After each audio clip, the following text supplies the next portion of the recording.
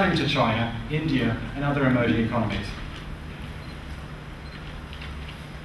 But if China and India start consuming as much energy as we do, surely the planet is going to fry. Many people seem to think that a low-carbon future requires us to give up all the trappings of modern life.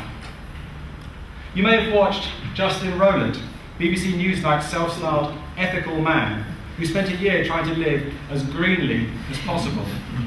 That's him. It's a composted burial, in case you're asking.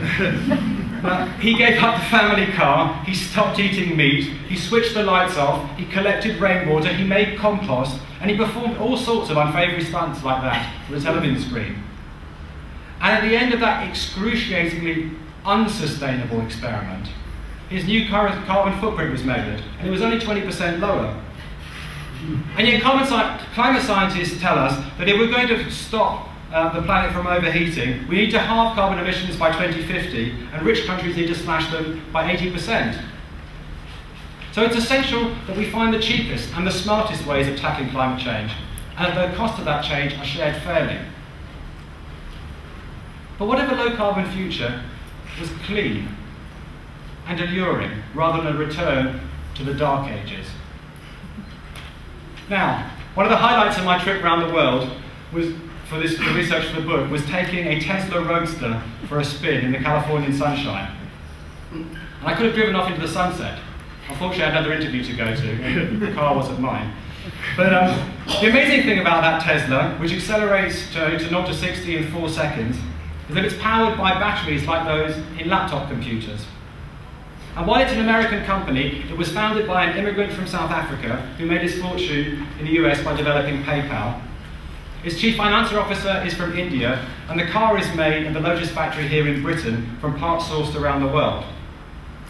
Now, of course, most of us can't afford a top-of-the-range sports car. So after my test drive, I thought of giving up food and other non-essentials in order to save up for one. But car makers are scrambling to produce cheaper electric cars, and their price will fall as technology improves and companies reach economies of scale. And among the leading players are an Indian company called Riva. They make the boxy G-Whiz cars you might have seen on London streets. And China's BYD, which stands for Build Your Dreams, a company that makes most of the world's mobile phone batteries. Now, Tesla, of course, may not succeed. Better products may come along. But cleaner technologies can make all the difference. Plastics made from plants, cars fueled on sugarcane waste, smart electricity grids. The possibilities are endless. The most important thing, though, is we need to find substitutes for carbon-based energy, tap the limitless energy of the sun, the wind, and the atom, and the false choice between growth and greenery is removed. And if governments provide sufficient incentives now and a credible enough commitment for the future, and investment continues to pour into clean tech research with some of the world's brightest minds and sharpest business people competing to clean up and to save the planet, then existing technologies can become cheaper and new ones will emerge. There are lots of examples of that in the book. Suddenly, the seemingly impractical or implausible can become possible, then probable. After all, it would be easy to jettison fossil fuels if clean tech is both greener and cheaper.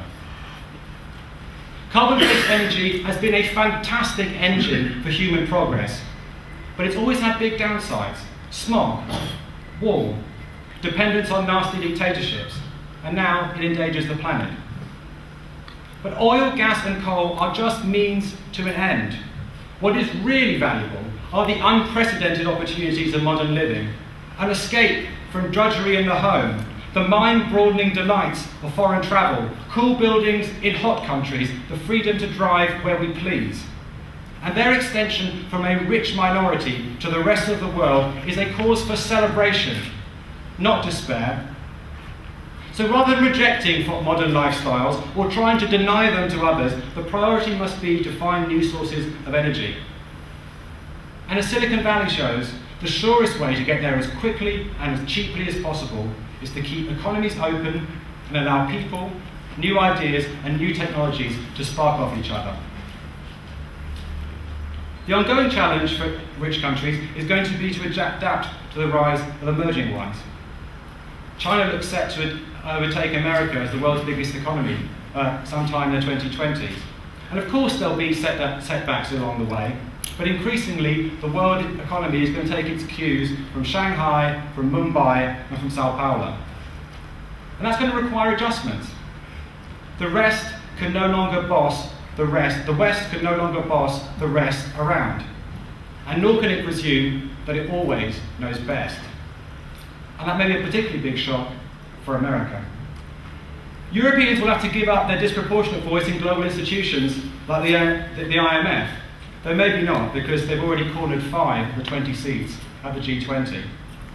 And eventually, of course, though, emerging economies will have to get their rightful place.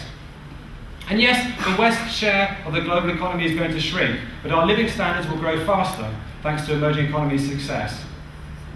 Whether it is Brazilian food, Korean mobile phones, Chinese solar technology, Indian electric cars, Vietnamese shoes, we can all benefit from emerging economies' dynamism. Not just cheaper imports, but better ones. Not just imitated technologies, but innovative ones.